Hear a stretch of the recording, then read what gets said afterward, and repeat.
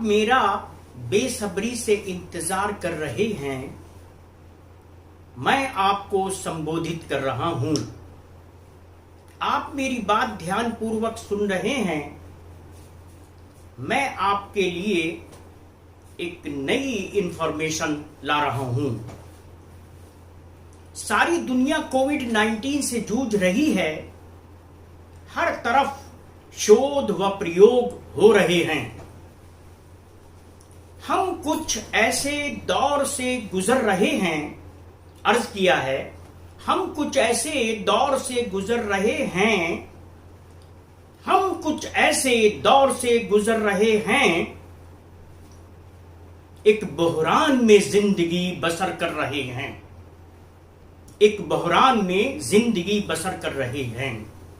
Hello guys, Zulfi is back and welcomes you to this channel with a new video which is devoted to present continuous tense.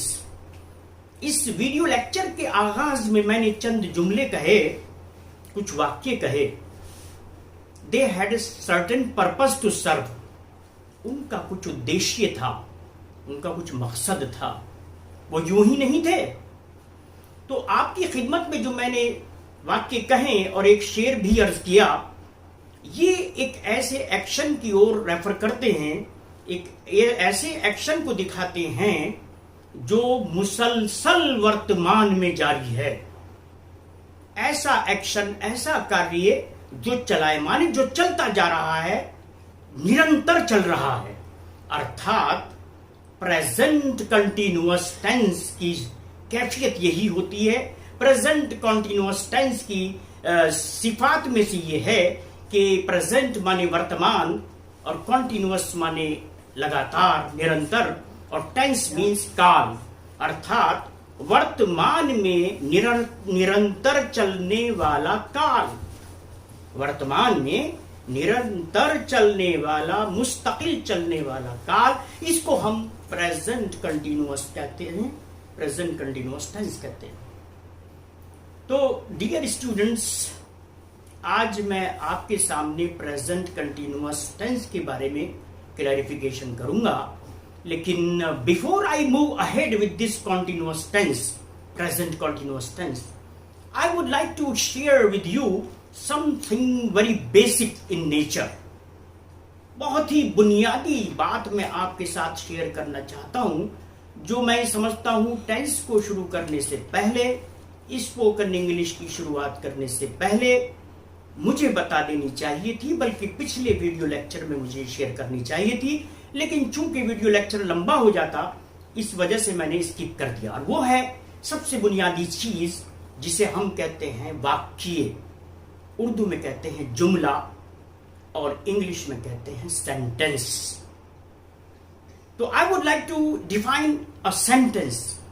Sentence क्या होता है? आप जानते हैं कि वाक्य एक ऐसी यूनिट है जो कि हमारी स्पोकन इंग्लिश की कला की पहली सीढ़ी कहिए, ट्रांसलेशन की पहली सीढ़ी कहिए, बिल्कुल पहली सीढ़ी।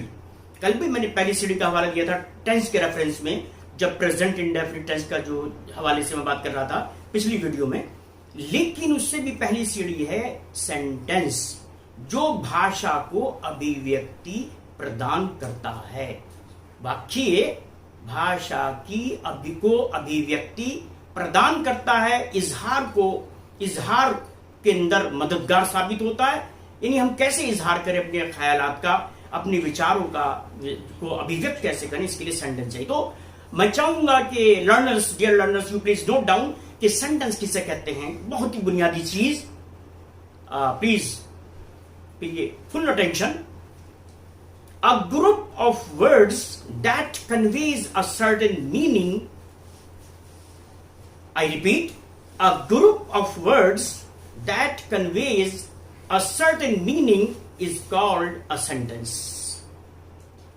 शब्दों का वह समूह जो एक अर्थ देता है, एक अभिप्राय रखता है, एक अभिप्राय देता है, मतलब देता है, मानी देता है, उसे हम वाक्य या सेंटेंस कहते हैं। लफ्जों का वह मजमुआ, लफ्जों का वो मजमुआ जो एक मतलब बताता है, मानी बताता है, उसे हम जुमला कहते हैं, वाक्य कहते हैं, सेंटेंस कहते हैं। अब एग्जाम्पल अगर हम लें तो you are a student, I am a teacher, आप एक छात्र हैं, मैं एक अध्यापक हूं, शी इज अ सिंगर, वह एक गायिका है। तो ये कंप्लीट मीनिंग दे रहे हैं, सेंटेंस है, इसी सेंटेंस की कैटेगरी में है। लेकिन अगर मैं ये कह दूं यू आर और रुक जाता हूं, आई एम फिर रुक जाता हूं, फिर कहूं शी इज फिर रुक जाता हूं, तो इसका मतलब ये अधूरी जानकारी है, इनकम्प्लीट इंफॉर्मेशन है। इसलिए हम इन्हें अधूरे वाक्य या इनकम्प्लीट सेंटेंस कहेंगे। कंप्लीट करने के लिए इनके अंदर ये लगाना, टीचर, स्टूडेंट या सिंगर लगाना जरूरी है। तो ये आप जानते हैं कि सेंटेंस के कॉन्स्टिट्यूएंट्स क्या होते हैं, ये फिर मैंने पिछली वीडियो में बहुत तफसील बयान की है इसकी। सेंटेंस के अंदर जरूरी जो कॉन्स्टिट्यूएंट्स है वो है subject plus verb plus object, कर्ता सब्जेक्ट और वर्ब क्रिया और ऑब्जेक्ट कर्म। इसकी तफसील में मैं नहीं जाना चाहूंगा, क्योंकि पिछले वीडियो में आप देख सकते हैं, इसके बारे में मैंने एग्जाम्पल भी दिए हैं, 2-3 कई इस तरह के। तो हमारे सेंटेंस बनाने के लिए सब्जेक्ट चाहिए, वर्ब चाहिए, ऑब्जेक्ट चाहिए। लेकिन कुछ केसेस में हम ऑब्जेक्ट के बिना भी सेंटेंस बना लेते हैं। मसलन he eats, she drinks, we play, दो है जो ऑब्जेक्ट नहीं है, लेकिन सेंटेंस कंप्लीट है। ही ईट्स, वो खाता है। आई राइट, मैं लिखता हूं। क्या लिखता हूं इसकी बात नहीं की हमने, ऑब्जेक्ट नहीं है इसमें, लेकिन सेंटेंस जो है कन्वेज इट्स मीनिंग। तो वाक्य जानना जरूरी है। हम टेंस सीखें या स्पोकन इंग्लिश की शुरुआत करें तो इन सब से पहले हमें ये जानना जरूरी होता है कि आखिर सेंटेंस हम किसे कहते हैं। सेंटेंस के लिए सब्जेक्ट, वर्ब और ऑब्जेक्ट का होना जरूरी है, मगर कुछ केसेस में हम सब्जेक्ट वर्ब से भी कंप्लीट सेंटेंस बना सकते हैं। तो that was something very basic. Now I would like to point out what present continuous tense is. जैसा कि मैंने पहले अर्ज किया, प्रेजेंट कंटिन्यूअस के कुछ वाक्य मैंने शुरू में ही बयान किए, शेर भी अर्ज किया। तो इसकी आइडेंटिफिकेशन नोट करें स्टूडेंट्स, आप लर्नर्स प्लीज इसकी आइडेंटिफिकेशन, शनाख्त, इसकी क्या पहचान होती है, तो आइडेंटिफिकेशन नोट करें। हम कैसे पता लग करें कि ये प्रेजेंट कंटिन्यूअस है, तो नोट कर लें। The sentences which end with रहा है, रही है, रहे हैं, रहा हूं are called present continuous tense. यानी जिन हिंदी वाक्यों के अंत में रहा है, रही है, रहे हैं, रहा हूं आए, उनको हम प्रेजेंट कंटिन्यूअस टेंस कहते हैं। अब प्रेजेंट कंटिन्यूअस टेंस की पहचान जानने के बाद आपको पता रहा है, वह खा रहा है, पी रहा है, रो रहा है, हंस रहा है, रही है, वह मुस्कुरा रही है, वह गा रही है, वह खा रही है, वह पका रही है, रही है, रहे हैं, लोग आ रहे हैं, लोग जा रहे हैं, प्रयोग हो रहे हैं, शोध हो रहे हैं, हम उन्हें पढ़ा रहे हैं, वे पढ़ रहे हैं। रहा हूं, मैं खा रहा हूं, पी रहा हूं, हंस रहा हूं, बोल रहा हूं, सुन रहा हूं, बात कर रहा हूं। तो रहा है, रही है, रहे हैं, रहा हूं। ये बड़ी आसान पहचान है। कितनी 20 को 50 को सेंटेंस आप ले सकते हैं, रहा रही है, रहा है, रही है, रहे हैं पर, रहा है, रही है, रहे हैं, रहा हूं पर। अब आ जाइए, let us talk about its construction. इसकी रचना क्या होगी, इसको निर्माण कैसे होगा, वो क्या चीजें हैं, रूल्स क्या हैं इसके, वो नोट कर लें आप। प्रेजेंट कंटिन्यूअस के रूल्स, सबसे पहले क्या आएगा, आप पहले बताओ, सब्जेक्ट, कर्ता। इसके बाद प्लस में आएगा हेल्पिंग वर्ब, यानी इज या एन या आर। इन 3 हेल्पिंग वर्ब में से कोई एक, according to the subject, subject के अनुसार। प्लस आएगा V1 अर्थात मेन वर्ब की फर्स्ट फॉर्म, और उसके साथ इंग फॉर्म, ING होगा। मेन वर्ब की फर्स्ट फॉर्म में इंग जोड़ देंगे, ING। प्ले का प्लेइंग, सिंग का सिंगिंग, ईट का ईटिंग, राइट का राइटिंग, लिसन का लिसनिंग, इस तरह से हम जोड़ते जाएंगे आईएनजी, और प्लस उसके बाद आएगा ऑब्जेक्ट पार्ट, कर्म। तो फिर से मैं रिपीट कर रहा हूं, बता रहा हूं, सबसे पहले सब्जेक्ट, फिर उसके बाद में इज़मार, इनमें से एक, प्लस मेन वर्ब में आईएनजी प्लस ऑब्जेक्ट, ये इसका फॉर्मेशन होगा, रूल्स होंगे।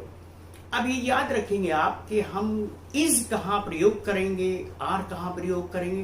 तो ये भी जहन नशीन कर लें आप कि सिंगुलर सब्जेक्ट है अगर, थर्ड पर्सन और सिंगुलर सब्जेक्ट के साथ हम इज का प्रयोग करेंगे, और प्लूरल सब्जेक्ट और सेकंड पर्सन यू के साथ हम आर का प्रयोग करेंगे। सिंगुलर प्लूरल आप जानते हैं कि भाई ए सिंगल एक है तो सिंगुलर, प्लूरल बहुत एक से अधिक है तो प्लूरल।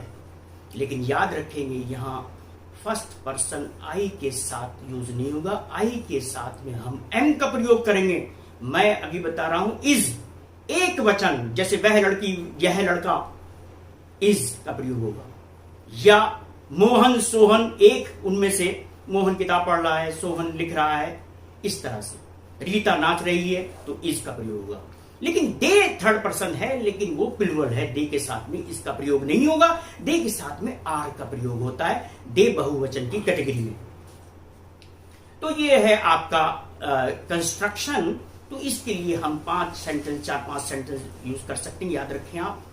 अफर्मेटिव, आप जानते हैं कि मैं कल लास्ट टाइम डिस्कस किया था मैंने, हर टेंस के जो है 3 होते हैं, बल्कि 4 भी होते हैं, यानी affirmative, negative, interrogative, interrogative negative. तो अफर्मेटिव जानते हैं सकारात्मक या हावाचक, नेगेटिव नकारात्मक या नावाचक, और इंटरोगेटिव प्रश्नवाचक, जिसमें सवाल पूछते हैं उसे कहते हैं हम इंटरोगेटिव। तो ये चीजें हैं, अफर्मेटिव में आते हैं हम, यानी हावाचक या सकारात्मक वाक्यों की बात करते हैं। जैसे मैं कहूं, जैसे पहली सेंटेंस बोला था मैंने आपके को, मैं आपको संबोधित कर रहा हूं, I am addressing you, I am addressing you. तो मैं आपको संबोधित कर रहा हूं, आई के साथ एम का प्रयोग होगा, सिंगुलर में आ जाएगी। वह मेरे साथ ताश खेल रही है, शी इज एक है, she is playing cards with me, और she is playing cards with me. हर जगह वर्षा हो रही है, इट का सेंटेंस आ जाएगा, इट के साथ इज लगाएंगे। It is raining everywhere. इसी तरह से तुम मेरी सहायता कर रहे हो, यू आर हेल्पिंग मी। और अगला सेंटेंस जाइए, सारी दुनिया कोविड-19 से जूझ रही है, शुरू में बोला था मैंने, the whole world is grappling with covid, the whole world is grappling with covid. तो ये थे अफर्मेटिव सेंटेंस में। इसमें कितनी बना सकते हैं, हम उन्हें सिखा रहे हैं, आप अंग्रेजी सीख रहे हैं, हम उसे पीट रहे हैं, अध्यापक उसे सजा दे रहा है, ये सारे अफर्मेटिव सेंटेंस हैं। अब आते हैं हम निगेटिव सेंटेंस की ओर, नकारात्मक वाक्यों की ओर। तो नकारात्मक वाक्यों में जो हमने हेल्पिंग वर्ब लगाया है इज, एम, आर, इसके बाद तुरंत नॉट लगा देंगे तो वो नेगेटिव बन जाएंगे। जैसे तुम भोजन नहीं ले रहे हो, you are not taking food. मैं तुम्हें इतिहास नहीं पढ़ा रहा हूं, I am not teaching you history, I am not teaching you history. हम तुम्हारी बात नहीं सुन रहे हैं, we are not listening to you. इसके अलावा वह अच्छी तरह नहीं नाच रही है, she is not dancing well. तो इस तरह से नेगेटिव हो गए। अब आते हैं हम इंटेरोगेटिव की तरफ। इंटेरोगेटिव सवालिया जुमले, प्रश्नवाचक जुमले, जिनमें हेल्पिंग वर्ब सब्जेक्ट से पहले लगाते हैं, अर्थात is, am, are plus subject plus main verb में आईएनजी और प्लस ऑब्जेक्ट, और is, am, are according to सब्जेक्ट, सब्जेक्ट के अनुसार इज, एम, आर। तो इसके एग्जाम्पल नोट कर लें आप इंटेरोगेटिव के। जैसे, क्या हमारा देश तेजी से प्रगति कर रहा है? हमारा देश एक है तो इस बाहर निकाल दें। Is our country progressing rapidly, is our country, progress में आईएनजी लगा देंगे, प्रोग्रेसिंग रैपिडली। तेजी से, रैपिडली तेजी से हो गया, और बाद में क्वेश्चन मार्क लगा देंगे। दूसरा एग्जांपल नोट करें, क्या मैं तुम्हें पढ़ा रहा हूं। आई है तो एम का प्रयोग होगा, लेकिन सब्जेक्ट से पहले होगा। एम आई टीचिंग यू, क्या मैं तुम्हें पढ़ा रहा हूं। थर्ड सेंटेंस देखिए, क्या हम अपने कर्तव्य कर रहे हैं। Are we doing our duties, are we doing our duties, क्या हम अपने कर्तव्य कर रहे हैं। एक दो सेंटेंस हम इंटरोगेटिव निगेटिव का ले सकते हैं, जैसे is she not dancing well, क्या वह अच्छी तरह नहीं नाच रही है। Is it not raining now, क्या अब वर्षा नहीं हो रही है।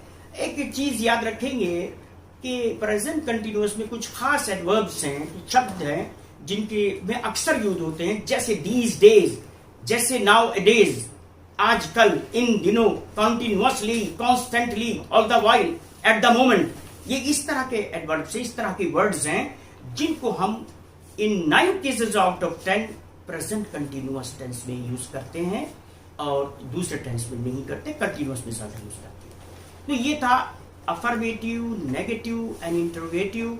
मगर मैं यहां पे एक बहुत ही खास जो जानकारी शेयर करना चाहूंगा वो है एक अलग पहलू, और वो है वर्ब्स ऑफ परसेप्शन। जी हां, जिन चीजों को हम परसीव करते हैं आईज से, ईयर्स से, नोज से, तो इस तरह के जो हाँ इंद्रियों का सवाल आया, आपको याद आया होगा नाउन और इस क्लासिफिकेशन की मेरी वीडियो में आपने देखा होगा, एब्स्ट्रैक्ट नाउन के हवाले से वहां मैंने तफसील बयान की है। तो कुछ शब्द, कुछ क्रियाएं ऐसी होती हैं जिन्हें अनुभूति बोधक क्रिया कहते हैं, मेन वर्ब्स, और इंग्लिश में कहते हैं वर्ब्स ऑफ परसेप्शन।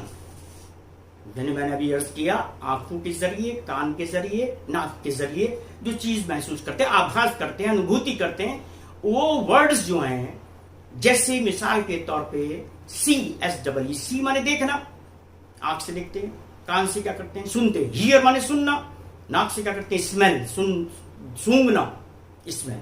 इसी तरह के जैसे फील है, सीम है, SEEMC। तो इस तरह के शब्दों को थिंक, THIN के थिंक, इन शब्दों को, इन मुख्य क्रियाओं को हम जनरली प्रेजेंट कंटिन्यूअस या कंटिन्यूअस फॉर्म में यूज नहीं करते। We should avoid using these verbs of perception in present continuous forms.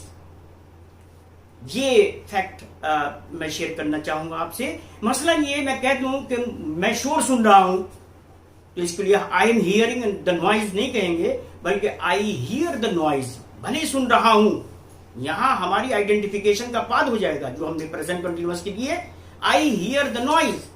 इसी तरह मैं तुम्हारी कमीज देख रहा हूं, तो इसको हम ये नहीं कहेंगे I am seeing your shirt, कहेंगे I am looking at your shirt.